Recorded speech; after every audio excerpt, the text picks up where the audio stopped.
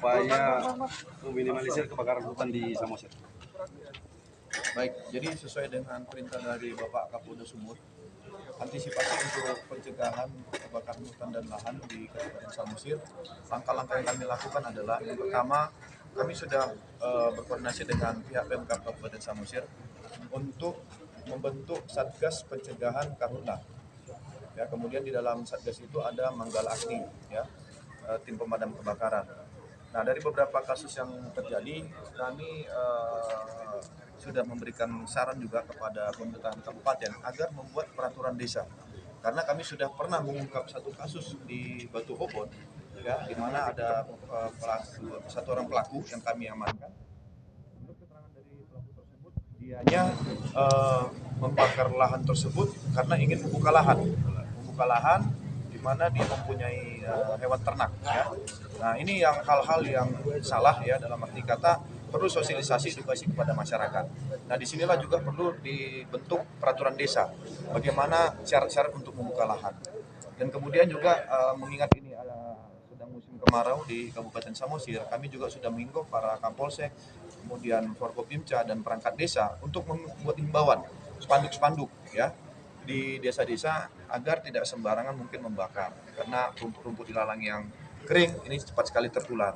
Demikian. Untuk status ini gimana? Ya, untuk yang kasus pertama di Batu Hobon itu sudah kita proses, ya, kemudian berkas perkara sudah kita kirim ke kejaksaan. Dan yang untuk yang terakhir kemarin kita masih melakukan proses penyelidikan, ya, namun ada beberapa saksi dan orang-orang di seputaran lokasi yang kemarin sudah kita amankan dan saat ini masih dalam proses penyelidikan. Demikian. Total jumlah yang diamankan itu berapa? Untuk saksi ada 5, kemudian yang masih kita dalami ada 2 orang. Demikian.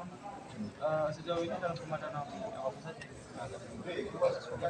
Ya, tentunya kemarin kami sudah koordinasi dengan Kepala BPBD, ya, kemudian rekan Satpol PP, karena ini mobil damkar kan di bawah dari Satpol PP dan penanganan di sini juga terkait Karhutla adalah BPBD. Nah, kami sudah menyarankan supaya dibuat mobil pemadam kebakaran standby di kecamatan-kecamatan, khususnya di Kecamatan Harian yang paling rawan. Dan kemudian dibentuk posko, sehingga begitu ada kejadian ini cepat, ya, cepat bisa dicegah. Karena pengalaman kami selama ini yang turun hanya anggota Polri, ya, bersama masyarakat. Nah, ini juga kami mengimbau dan memohon kiranya ada perhatian dari pemerintah. Demikian.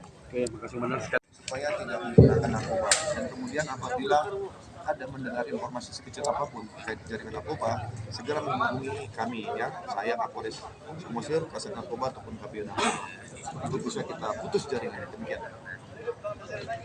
Hal apa yang mau disampaikan ke khalayak ramai tentang pencapaian 2 kasus belakangan ini yang ditempuh oleh Polres Samosir?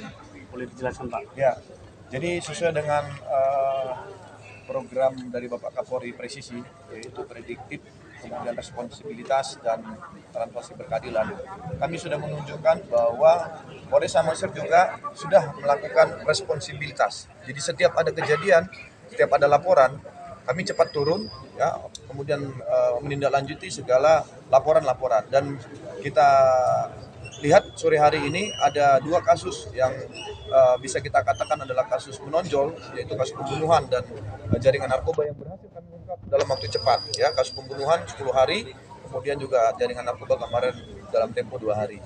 Nah, dalam hal ini juga kami mengimbau kepada masyarakat, ya, untuk mendukung kami personil Polres Samosir apabila ada gangguan Kamtipmas ataupun kejadian-kejadian menonjol khususnya peredaran narkoba, tolong segera diinformasikan kepada kami supaya kami bisa melakukan langkah-langkah pencegahan. Dan kami juga mengimbau kepada masyarakat untuk patuh hukum, ya, sehingga tidak ada laporan-laporan ataupun pelanggaran-pelanggaran hukum yang terjadi dilaporkan kepada Polres Samosir. Demikian. Terima kasih, Bapak. Kami laporkan bahwa dari hasil keterangan dari tersangka dan hasil BAP serta olah TKP yang kami lakukan, motif yang dilakukan oleh tersangka M alias B adalah karena sakit hati. Menurut keterangan tersangka bahwa ianya sakit hati karena pernah meminjam uang kepada korban, namun korban menolak dan mengejek, sehingga dia sakit hati, tersinggung, kemudian merencanakan pembunuhan terhadap kedua korban. Demikian. Oke. Bisa perkenalkan diri namanya, Pak? Nama saya Renson Samosir. keluarga dari korban. Ulang sekali Pak, Renson siapa Pak? Renson Samosir.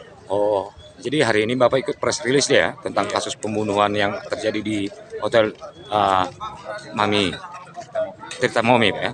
Kira-kira bagaimana perasaan Bapak setelah mengikuti press release ini? Saya sangat senang atas kinerja Kapolres Samosir sudah menangkap pelaku. Semoga kedepannya lebih semangat, sehat, dan bisa menuntaskan segala masalah-masalah yang ada di Kabupaten Samosir. Harapan Bapak? Harapan kami ya ke depan janganlah yang ada terjadi lagi yang ini di Kabupaten Samosir ini. Masuk Pak ya. Ini kepada anak korban Pak ya. Bisa kenalkan dirinya namanya Dek? Nama saya Imam Nasron Abdul Hitom. Saya anak korban. Anak korban ya. Bagaimana perasaannya dengan kejadian yang terjadi sama Bapak kita? Pastinya sedih dan masih terima sih. Kira-kira kepada pelaku gitu. Ada nggak yang aneh-aneh selama ini lihat? Tidak sih. Enggak ya. Oh, berarti dengan kejadian ini ada rasa terpukul ya. Ada masih nggak adik kita yang paling kecil lagi? Masih ada, Pak. Jadi siapa nanti yang ngurus itu? Orang Bau. Oh, ya sekarang lagi masih sekolah apa gimana? Masih sekolah kelas 4 SD. Kelas berapa? 4 SD. Sama SD. Jadi tadi nama siapa Dek? Nama saya Iya. Imam Nasron Abdul. Ya, kelas berapa? Kelas 3. Kelas 3 SMA ya? Di Simanindo ya? Oh ya. Jadi harapannya kepada pihak Polres Samosir gimana? Kepada pelaku? Kalau bisa dihukum dengan hukuman yang setimpal sih. Oh ya. Ya, karena sudah menghilangkan nyawa kedua orang tua ya. Ya, makasih ya atas jawabannya ya. Setelah konfirmasi sedikit ya. Mudah-mudahan selalu tabah deh ya. Oke, makasih.